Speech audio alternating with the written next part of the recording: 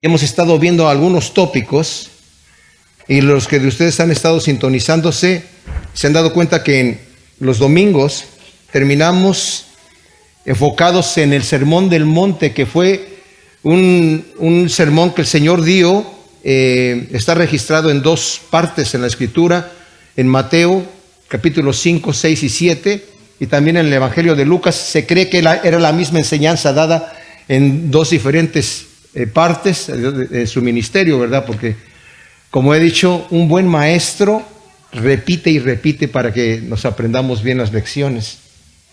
Me impresiona cómo en el libro de Mateo, la forma en la que está puesto el Sermón del Monte es para mostrarnos a nosotros, es para cristianos. Este no es un mensaje para gente que no conoce al Señor, sino para aquellos de nosotros que ya conocemos los caminos de Dios, y son instrucciones importantísimas. Me maravilla, y voy a repetir algunas cositas porque es importante que lo tengamos en mente, mis amados, es esto. Me maravilla la manera como el Señor está llevando esta enseñanza a través del Sermón del Monte. Comienza con lo que conocemos nosotros con el título de las bienaventuranzas. La palabra bienaventurado significa dichoso. Qué dichoso, qué feliz es aquella persona. Y nos da diferentes características aquí de lo que son las características de un verdadero cristiano. Perdona, entre paréntesis, ¿a alguien le hace falta Biblia para que le alcancen una por ahí? Se me olvidó anunciar eso. Ok, parece que todos tienen. Y lo primero que dice es: bienaventurados o dichosos los pobres de espíritu, porque de ellos es el reino de los cielos. ¿Quién es el pobre en espíritu? El pobre en espíritu es aquella persona que no tiene, que reconoce, fíjense bien, que no tiene lo que necesita para llegar delante de Dios. Yo he escuchado una vez de una persona que dijo: no, yo no voy a la iglesia porque soy tan pecador que se me cae el techo encima. O sea, y encima de todos los demás que están allí. El Señor Jesús dijo: yo no vine por los buenos, yo vine por los enfermos. El médico viene por los enfermos. Una vez me sorprendió que mi esposita fue a ver a su doctora, ¿verdad? Y le dijo a la doctora, cuando empezaba todo esto de la pandemia del virus, ¿verdad? Y fue a visitarla para un chequeo general, y le dijo: no estoy enferma. Le dijo la doctora: no, yo no recibo enfermos. Y aquí dije yo: ¿qué clase de doctor es este? Recibe pura gente sana. Bueno, el Señor no era así. El Señor viene por los enfermos. Y bienaventurado el pobre en espíritu, aquella persona que reconoce que no tiene ninguna credencial para acercarse a Dios, porque de Él es el reino de los cielos. Y empezamos a ver que el Señor se acerca al pecador, mis amados.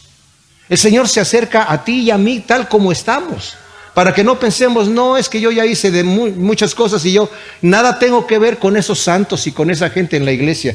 Es al contrario. Y luego dice el Señor aquí: bienaventurados los que son pobres en espíritu, porque de ellos es el reino de los cielos. Bienaventurados los que lloran. ¿Y por qué lloran? No lloran porque no se sacaron la lotería, lloran porque su condición de pecadores, ¿verdad? Pero van a ser consolados. Bienaventurados los mansos, que son humildes también, porque saben: yo no tengo lo necesario para llegar delante de Dios, y aún así el Señor me ha abierto la puerta, ¿verdad? Porque vamos a heredar la tierra. Los que tienen hambre y sed de justicia, aunque no la podamos practicar, pero vamos a ser saciados. Los misericordiosos, porque Dios ha tenido misericordia con nosotros, ¿verdad? De limpio corazón, porque hemos venido a Dios, mis amados, con nuestra vida podrida, pero el Señor nos ha limpiado.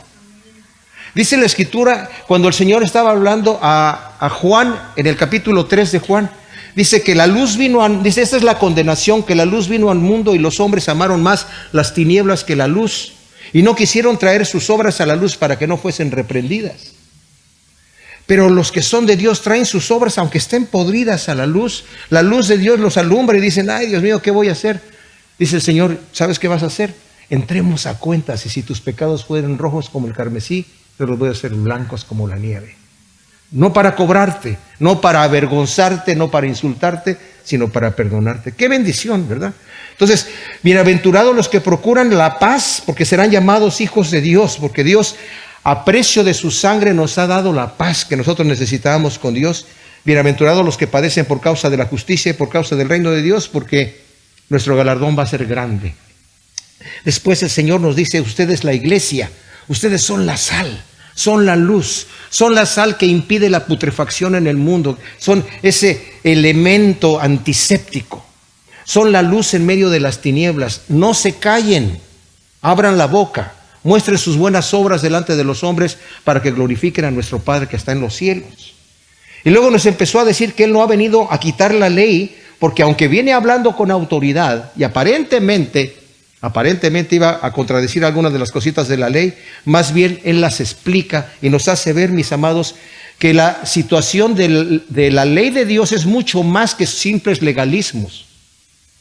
Es una forma en la que Dios nos está mostrando qué cosa es lo que es justo.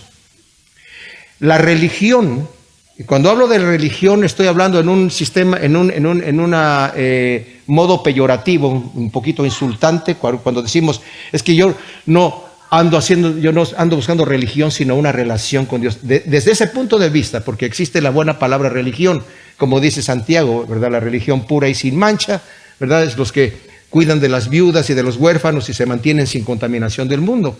Pero desde el punto de vista peyorativo de la religión, a veces lo vemos como legalismos, ¿verdad?, a los cuales no queremos acercarnos. Y el Señor Jesús mostró que no se trata de estas situaciones legales y como cargas que nos ponen los hombres encima, sino más bien un corazón puro, una intención pura.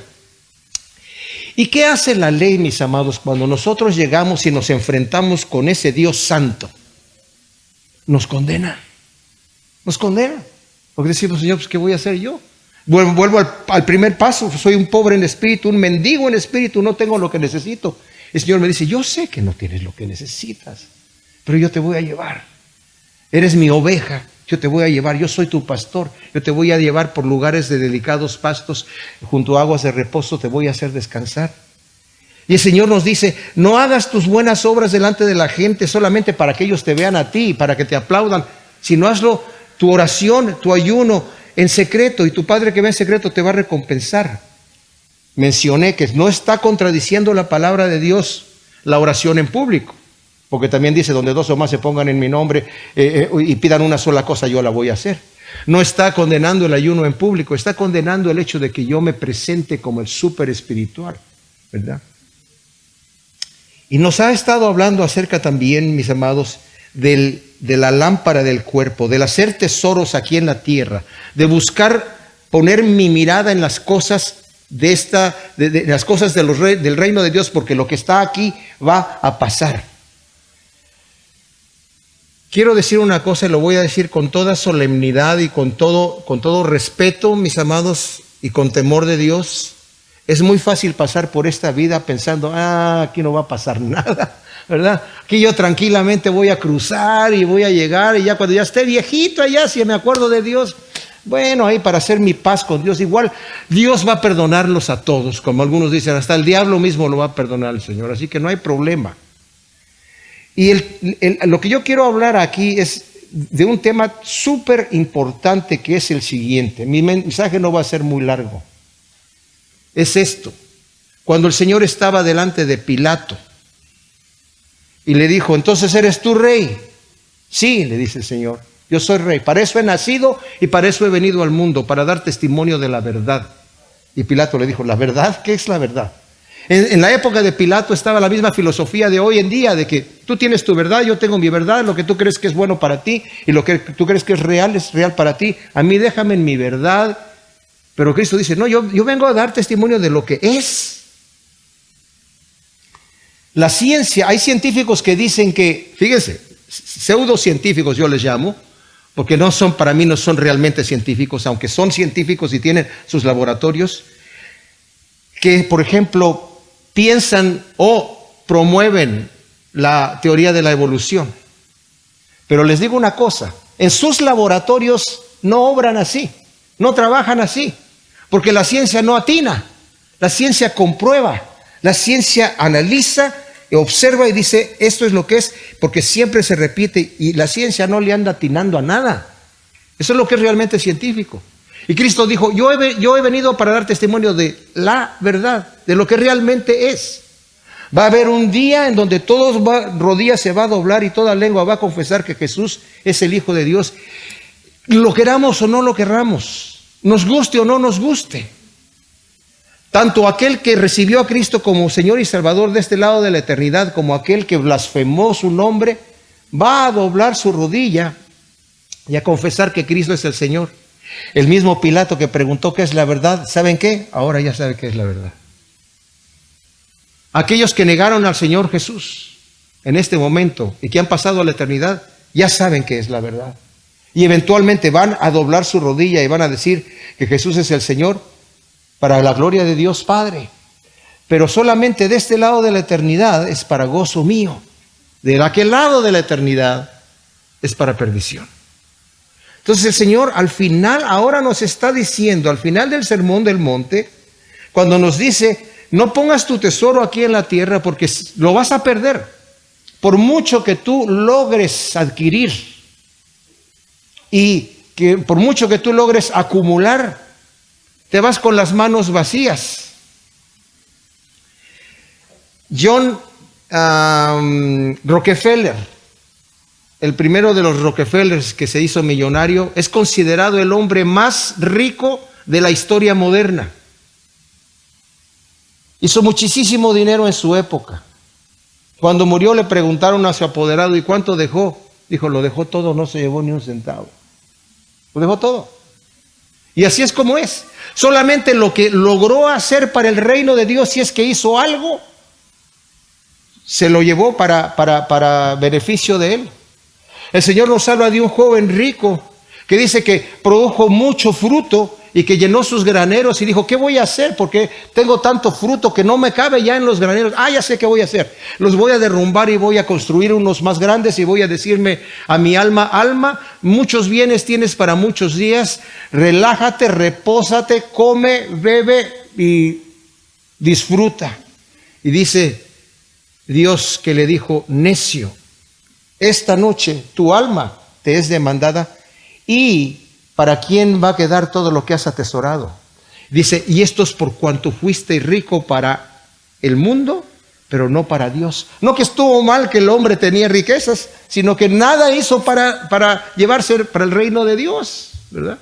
O sea, haz tesoros, el Señor es lo último que vimos del Sermón del Monte, haz tesoros en el cielo, dice, porque donde esté tu tesoro, ahí va a estar tu corazón, ahí va a ser en donde tú vas a estar invirtiendo.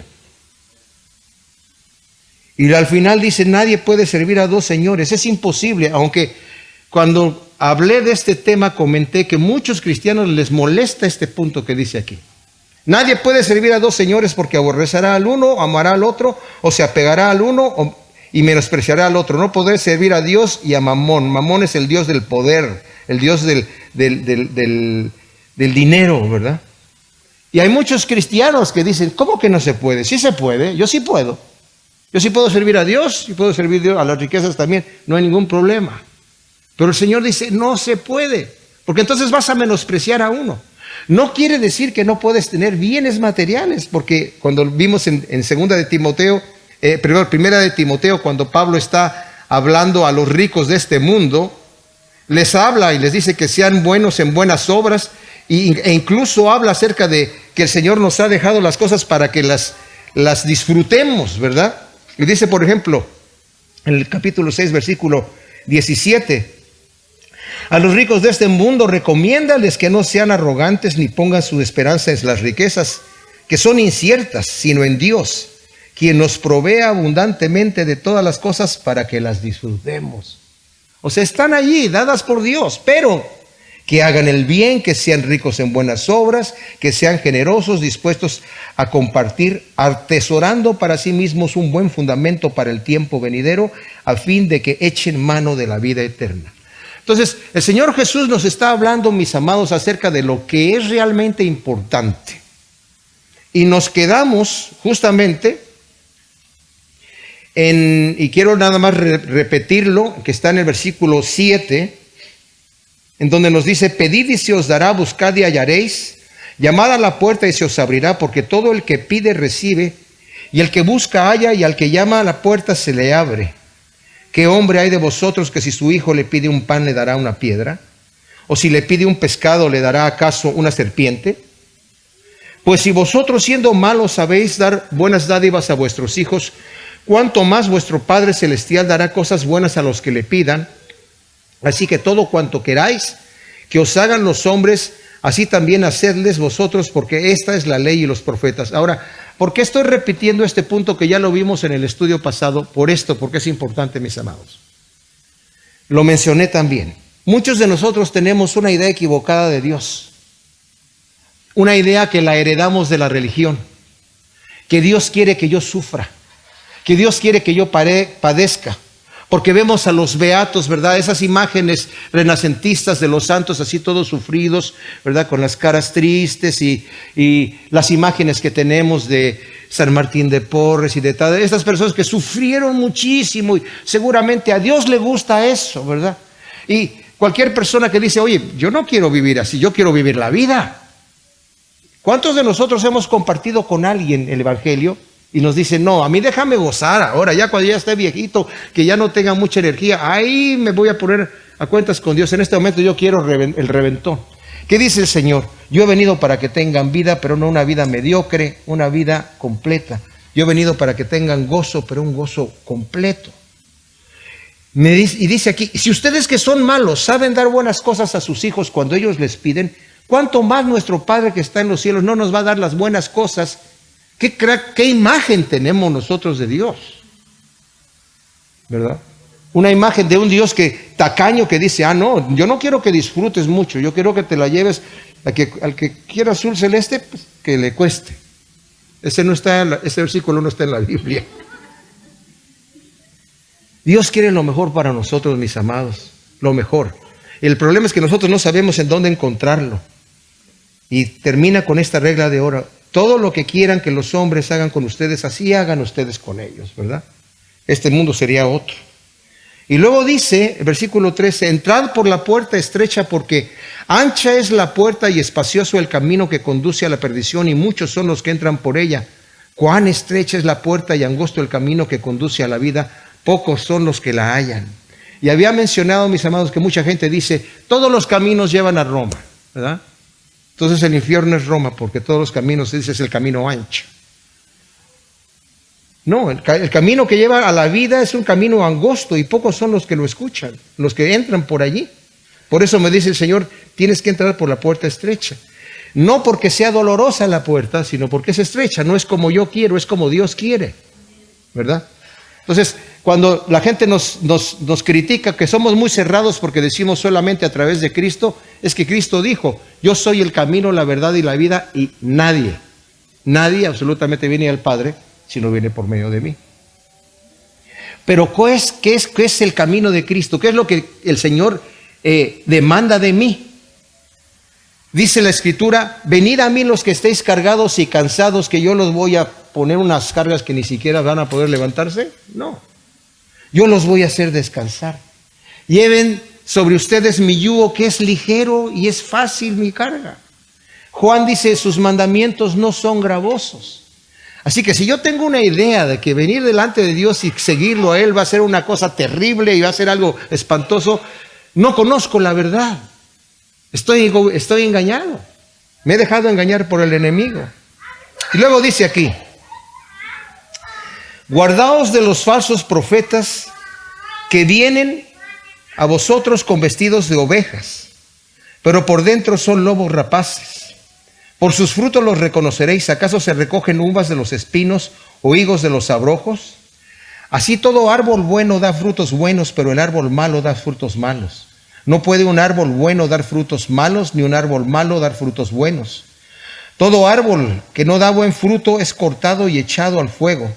Así que por sus frutos los reconoceréis.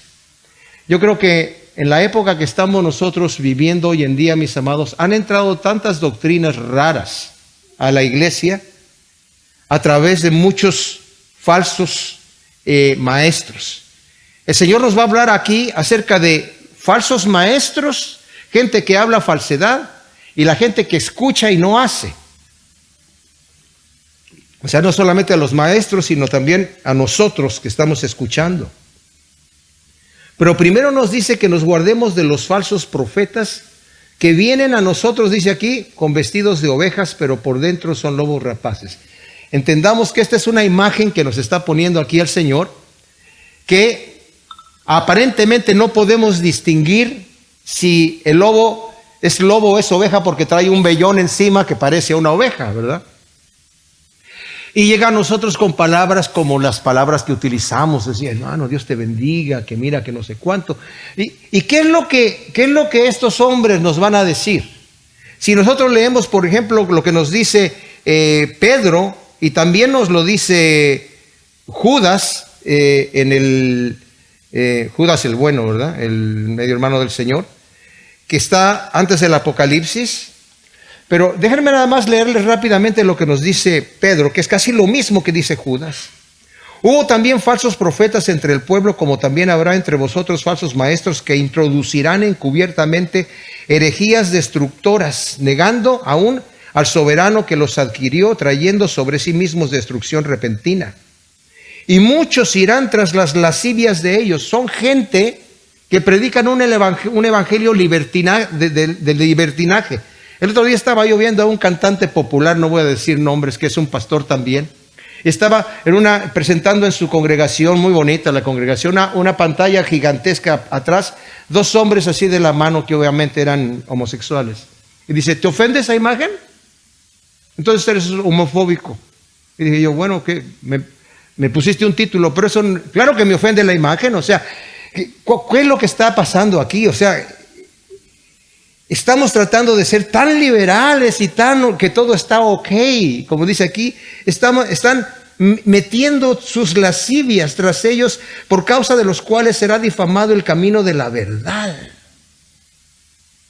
Y por avaricia explotarán con palabras manipuladas, sobre los cuales la sentencia pronunciada de antiguo no está ociosa y su perdición no dormita. Porque si Dios no perdonó a los ángeles que antes pecaron, sino que los arrojó, y bueno, ni perdonó al mundo antiguo, ¿verdad? Tampoco perdonó a Sodoma y a Gomorra. Estos van a ser también condenados. Me voy a ir al versículo 19, versículo 18. Voceando palabras arrogantes y necias seducen con las pasiones sensuales de la carne a los que hasta hace poco habían escapado de los que viven en el error. Les prometen libertad y ellos mismos son esclavos de corrupción.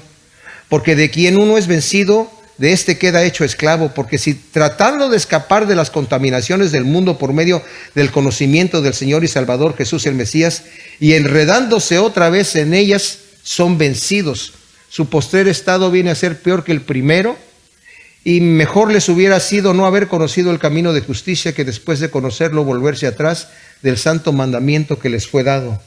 Pero les ha acontecido lo de aquel refrán tan verdadero que dice: el perro vuelve a su vómito y la puerca lavada volvió a revolcarse en el lodo. ¡Wow! ¡Qué cosa tan tremenda! Aquí nos está diciendo, van a venir estos falsos lobos vestidos de ovejas. Y tal vez, aunque sean lobos rapaces, ¿qué quiere hacer el lobo? Devorarse la oveja. Dice, y aunque tal vez sea difícil distinguirlos, hay una forma muy fácil de distinguirlos, dice el Señor aquí. Por sus frutos los vas a reconocer. ¿Acaso se recogen uvas de los espinos o higos de los abrojos? Así todo árbol bueno da frutos buenos, pero el árbol malo da frutos malos. No puede un árbol bueno dar frutos malos, ni un árbol malo dar frutos buenos. Todo árbol que no da buen fruto es cortado y echado en el fuego, así que por sus frutos los reconoceréis. Al fin de cuentas, mis amados, el que es un falso va a producir frutos malos, y por su vida, por sus acciones, nos vamos a dar cuenta de quién es él. Hasta aquí, como dijimos, el Señor nos está advirtiendo, mis amados, acerca de los falsos maestros. Y ahora nos va a hablar acerca de los falsos profesantes. Nosotros, la advertencia va para nosotros.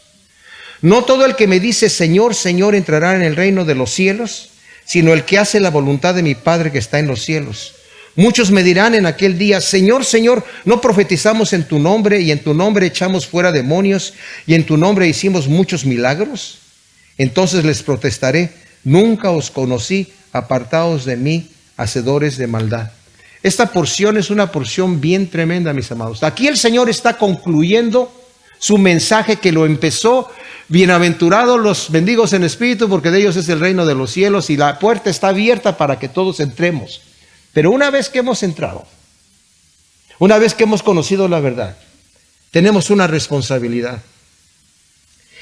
¿Saben? Cuando dice aquí Señor, Señor, no es la palabra que nosotros utilizamos de que señor Martínez, ¿cómo está usted? Señor Pérez, no, ¿verdad? La palabra Señor, cuando el Antiguo Testamento se tradujo al griego, la palabra Yahvé o Jehová se tradujo Kurios en griego, que quiere decir Señor. Para los cristianos de esta época, el decirle Señor a alguien era un título divino. Por eso muchos cristianos murieron, porque no aceptaron decir que César era el Señor. Era como decir César es Dios. Entonces entendamos que cuando el Señor dice, no todo el que me dice Señor, Señor entrará en el reino de Dios. Esta palabra Señor, Señor, estaba yo viendo que es como una especie de, sí, de dirigirse a Dios, pero con alegría, con ánimo, con esperanza. Señor, Señor. Lucas dice, ¿por qué me dices Señor, Señor y no haces lo que yo digo? Estás como que vienes con la intención, vienes con la sonrisa, pero vienes hipócritamente. Vienes como un hacedor de maldad. Tal vez vienes porque realmente estás viviendo una vida tan doble y tan en pecado que quieres que eso te lo cubra. Y no sucede muchas veces así, que podemos estar tan mal en una situación que ahora sí vamos a la iglesia y ahora sí yo voy a, sí Señor, ¿qué hay que hacer?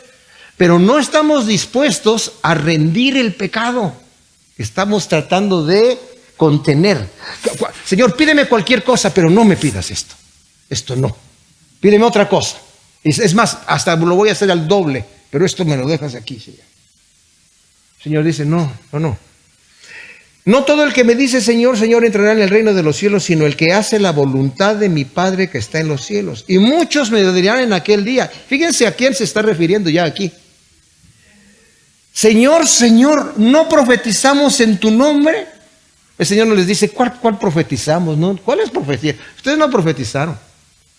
Señor, no solamente profetizamos, sino profetizamos en tu nombre. En tu nombre, diciendo yo, en el nombre de Cristo profeticé. El Señor no dice, no profetizaste. Señor, ¿qué no en tu nombre echamos fuera demonios? ¿Qué no, Señor, tú querías liberar a la gente de los demonios? ¿Qué no querías que tu palabra fuese escuchada cuando estoy hablando de profetizar en el nombre de Dios? ¿Qué pasa aquí? El Señor no les dice, no, echaste fuera demonios, tal vez sí. ¿Qué no en tu nombre hicimos muchos milagros? Sanamos enfermos, Señor, estamos dedicados a la obra del ministerio. Tomamos nuestro tiempo para ir a hacer la obra del ministerio. Señor, ¿qué no hicimos estas cosas? Y mis amados, el Señor está viendo aquí un solo detalle. No está diciendo, no, ustedes no han profetizado en mi nombre. No, ustedes no han echado fuera demonios. No, ustedes no han hecho ningún milagro. Tal vez hicieron todo eso. Pero dice, nunca los conocí, apartados de mí, hacedores de maldad. Pues ¿cómo que no me conociste si yo soy Juanito, si yo soy? No te conocí como Señor. No te conocí como yo el amo y tú mi siervo. Andabas en tu propio camino. Y sí, andabas haciendo milagros en mi nombre, y andabas sanando enfermos.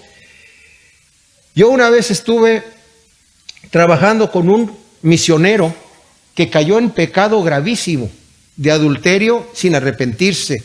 Estafó a la iglesia, bueno, hizo muchísimas cosas terribles. Y antes de que yo supiera que él estaba en pecado, tuvo una reunión en su iglesia, yo estaba allí, y llamó a mucha gente, ¿verdad?, que estaban enfermos, y el Señor los sanó.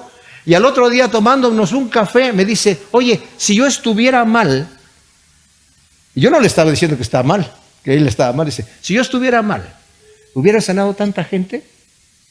Mi respuesta fue, ¿y quién dice que estás mal? ¿Que estás mal? ¿Por qué? Yo no sabía qué estaba haciendo. Pero él dentro de su mente es, si yo estuviera mal, Dios no se hubiera manifestado en la forma que se manifestó. Por eso dice que aquí muchos van a llegar así. Y no creamos, mis amados, que porque la gente está haciendo muchos milagros, ya son aprobados por Dios. Yo he visto cosas tremendas, mi esposa y yo que hemos viajado muchísimo, hemos visto ministros que de repente decimos, ay Dios mío, no sé cómo no le da vergüenza robarle tanto a la gente, pero hacen tremendos milagros, ¿verdad? Porque el Señor opera a través de la fe de las personas, ¿verdad? O sea que no tiene nada que ver el tema de que haga estos milagros. Entonces, eso es para nosotros escucharlo. ¿Qué es lo que dice aquí? Apartaos de mí, hacedores de maldad. Eso es lo que es, mis amados. Hacedores de maldad es lo que descalifica a la persona de entrar en el reino de Dios. Y luego va concluyendo, va asentando todo esto y después dice, cualquiera pues que me oye estas palabras, ¿cuáles? Las que ha venido diciendo desde el principio, desde el capítulo 5, todo lo que nos ha venido diciendo, el Señor dice, cualquiera que me oye estas palabras y las practica, será comparado a un varón prudente que edificó su casa sobre la roca y cayó la lluvia, y vinieron los torrentes y soplaron los vientos y golpearon contra aquella casa, pero no cayó porque estaba cimentada sobre la roca.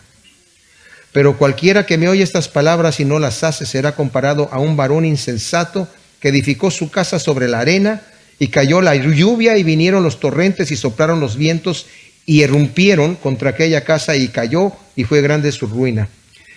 La enseñanza es bien clara, mis amados, y sencilla, que es esta. La casa que nosotros estamos construyendo es nuestra vida, con las enseñanzas de Cristo. Dice, el que escucha mis palabras y las pone por obra. Ojo que porque Santiago también nos dice que si somos nada más oidores, olvidadizos, somos semejantes a aquellas personas que se consideran en el espejo y cuando se van se olvidan de cómo son. Cuando nosotros estamos delante de la palabra de Dios ya sea que sea un mensaje que escuchamos o estamos leyendo en la palabra de Dios y el Señor nos pega, nos quema, la palabra penetra como espada de doble filo, ¿verdad? Pero después nosotros nos levantamos como si nada hubiera pasado. Estamos construyendo la casa, pero la estamos construyendo sobre la arena. Y pensamos que estamos bien porque venimos a la iglesia, porque leemos la Biblia, cantamos los cantos, hablamos del Señor. Tal vez estoy profetizando, tal vez estoy haciendo milagros, tal vez estoy echando fuera demonios. En el nombre del Señor. Pero si no llevo a cabo lo que el Señor me está diciendo aquí, esta casa está muy bonita, pero cuando vengan los vientos, ¿cuáles son los vientos? Las pruebas, las tragedias. Cuando vengan esos vientos, se van a pegar sobre la casa se va a derrumbar, porque no tiene fundamento. Y miren, mis amados, todo esto solamente tiene que ver con el apoyo del Espíritu Santo. El Señor no está llamando a super espirituales, a gente que sea así, yo me las puedo. El Señor, no, de hecho, nadie se las puede, nadie. Debemos de llegar delante de Dios con ese conocimiento. Señor, yo no puedo, pero tú, tu Espíritu Santo, tú eres el que está en ti, está el querer como el poder por tu buena voluntad, y yo estoy aquí como materia dispuesta. Mis hermanos, ¿cuándo es cuando tenemos que ser pobres en espíritu, mendigos en espíritu? Saber que no tenemos credenciales, en ninguna credencial para venir delante de Dios. ¿Saben cuándo?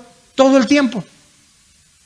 ¿Cuándo tenemos que llorar por nuestra pecaminosidad y por nuestros pecados y por nuestra debilidad física en cuanto a vivir una vida como corresponde? Todo el tiempo. Todo el tiempo tengo que depender. Dice el Señor, separados de mí, nada pueden hacer. En ningún momento puedo decir, yo ya estoy aquí. Ya, gracias Señor por la ayuda que me diste y ahora sí yo ya voy planeando solo. Nadie puede hacer eso, mis amados. Ninguno de nosotros podemos. Dependemos de nuestro Señor. Y Él quiere que dependamos de Él. Él es nuestro pastor que nos va a estar llevando en lugares de delicados pastos, y Él va a andar con nosotros. El Señor nunca nos va a dejar de pastorear, nunca le va a decir a la oveja, ya vete sola, tú ya estás fuerte, ¿verdad? Te voy a echar a los lobos para que te los comas. Eso no va a pasar, ¿verdad? Entonces, cuando estamos fundamentados, ¿y el fundamento cuál es? El que escucha mis palabras y las pone por obra. Está fundamentándose sobre la roca que es Cristo Jesús. Y en esa roca, cuando lleguen las tormentas y cuando no sepamos qué hacer, sabemos que, ¿y saben por qué, mis amados? ¿Por qué no caeremos? Porque sabemos que nuestro Dios nos ama. Eso no lo podemos poner en tela de duda. Eso Él lo demostró en la cruz del Calvario. Pero cuando vienen tragedias, viene la pregunta, realmente, Señor, ¿por qué estás permitiendo esto en mi vida? Pero si estamos fundados sobre la roca, sabemos y tenemos las promesas. Todas las cosas ayudan para bien a aquellos que amamos al Señor, ¿verdad? Concluye diciendo, y sucedió que cuando Jesús terminó estas palabras, las multitudes quedaron asombradas de su enseñanza, porque les enseñaba como quien tiene autoridad y no como los escribas de ellos. O sea, los escribas no se atrevían a decir, oíste que fue dicho, pero yo te digo. O esto es así, porque es así, porque yo te lo estoy diciendo.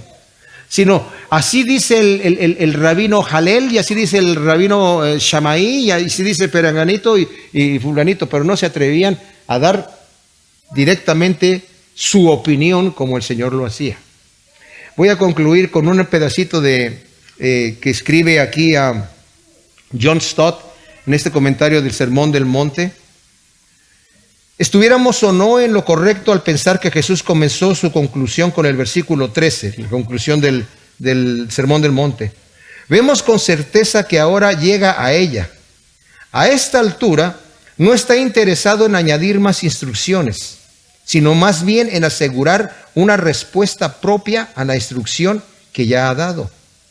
El Señor Jesús concluye el Sermón del Monte, escribe J.C. Ryle, mediante un pasaje de aplicación que penetra el corazón. Pasa de los falsos profetas a los falsos profesantes, de los maestros insanos a los oyentes insanos. El comentario de R.G.B. Tasker es similar, dice, no son solo los falsos maestros los que hacen difícil encontrar el camino angosto y aún más difícil transitarlo. También un hombre puede estar penosamente autoengañado. Así que Jesús nos enfrenta consigo, coloca ante nosotros la elección radical entre obediencia y desobediencia y nos llama a una entrega incondicional de mente, voluntad y vida a su enseñanza. La forma en que lo hace es advirtiéndonos que hay dos opciones inaceptables. Primero, una profesión meramente verbal, que fue del versículo 21 al 23. No todo el que me dice Señor, Señor entrará en el reino de los cielos. Y segundo, un conocimiento meramente intelectual. Cualquiera que me oye estas palabras y las practica o el que no las practica, ¿verdad? No puede haber sustituto para la obediencia. En verdad, cada una de las opciones anteriores puede ser un camuflaje para la desobediencia. Jesús hace hincapié con gran solemnidad en que nuestro destino eterno, mis amados, depende de una completa obediencia. Con respecto a esto, los dos párrafos finales del sermón son muy similares. Ambos ponen en contraste las respuestas erróneas y correctas a la enseñanza de Cristo. Ambos muestran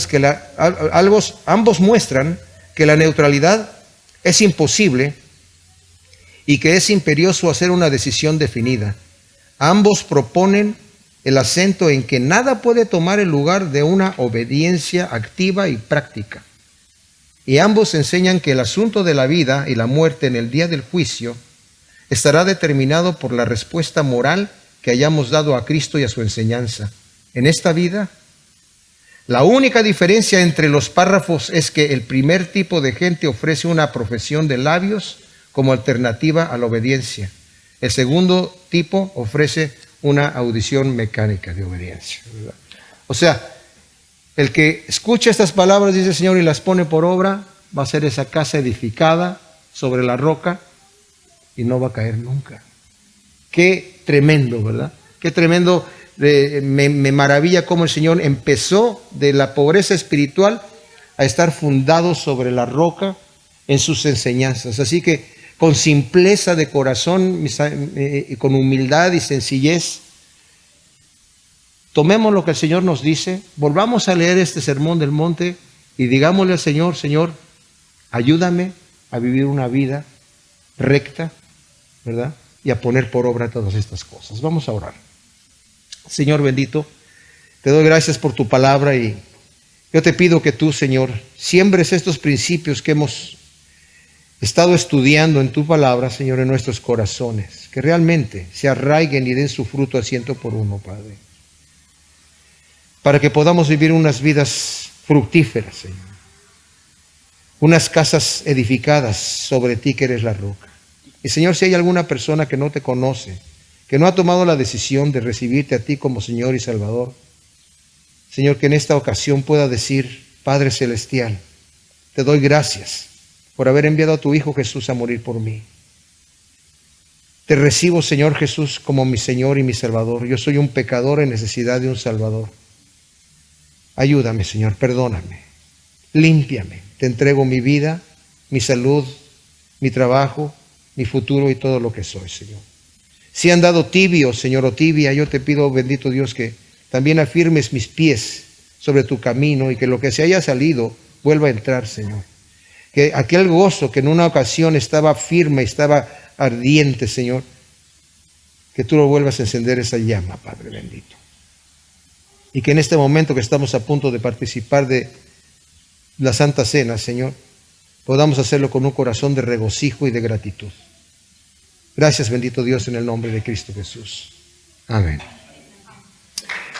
Gloria a Dios.